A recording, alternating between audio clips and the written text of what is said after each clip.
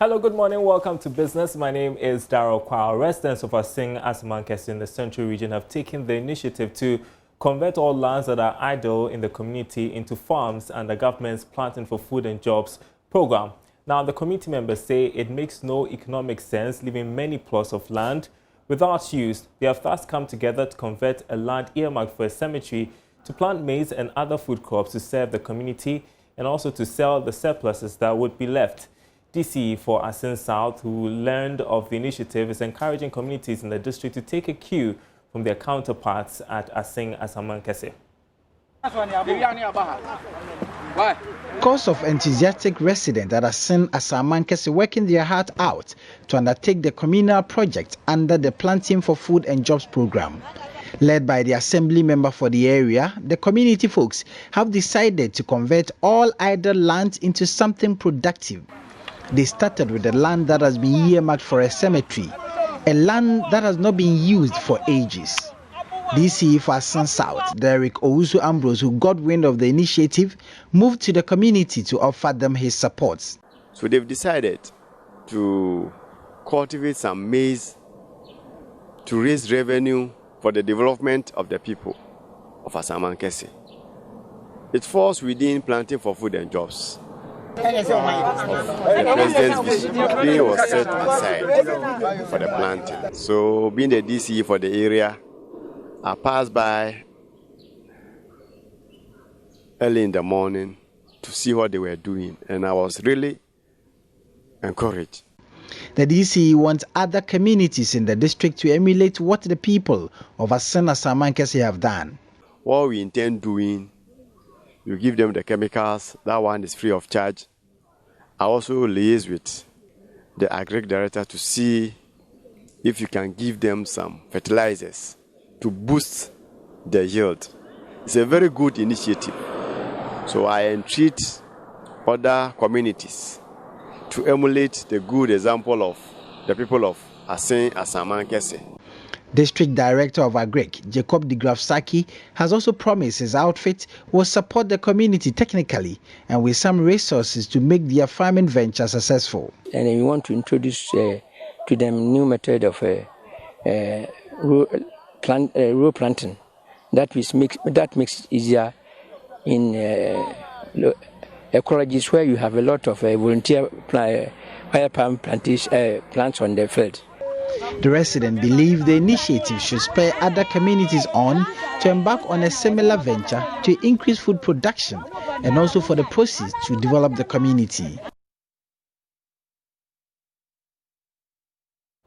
Now, the lack of coordination and cooperation among regulatory agencies remain an obstacle to growth within the hospitality industry here in Ghana. That's according to the president of the Ghana Hotels Association, Dr. Edward Akanyameke.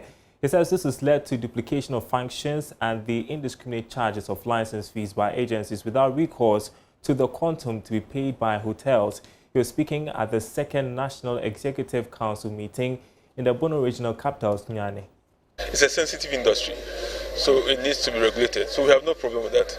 The challenge we have is that the various regulatory bodies who regulate the industry don't seem to coordinate the activities. And that has resulted in duplication of functions. You remember during the discussion, we indicated that we have cases where this one hotel, there'll be somebody from NADMO who will come and check whether your surroundings is okay, whether your fire is well. Fire service also does the same thing. The GTA also does the same thing. EP also comes to do the same thing. We are calling for some synchronization of their activities. And the related factor is their license fees. Again, because there's no coordination, each agency tries to increase their fees without looking at what the other agencies are charging. And unfortunately, when they send these things to the finance ministry does not also look at it critically. So you end up, and I always use the EP as an example. Last 3 years, they increased their rates astronomically. And it did not take into consideration what the other agencies charge. When that happens, what happens is that when they've increased rates like that, then other agencies also think that they can increase. Eventually, the quantum that we have to pay as hotels goes so high.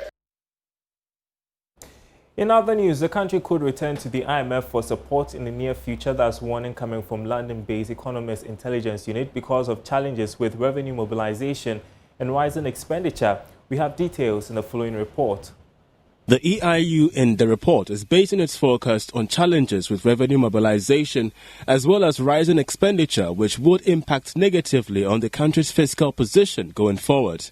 This would again raise some credibility issues about government commit to fiscal discipline even without the IMF. The EIU's prediction might be similar to what some economists and analysts had also said about the likely implications that the country could return to the IMF. This is because it looks like the country's challenge with the revenue mobilization and even rising expenditure may not be ending anytime soon. This could force any government to turn to the fund for policy credibility, which was why Ghana was forced to go to the IMF for support. However, current administration have maintained they are committed to fiscal discipline. Well, for some, time will tell whether these predictions would come to pass or not.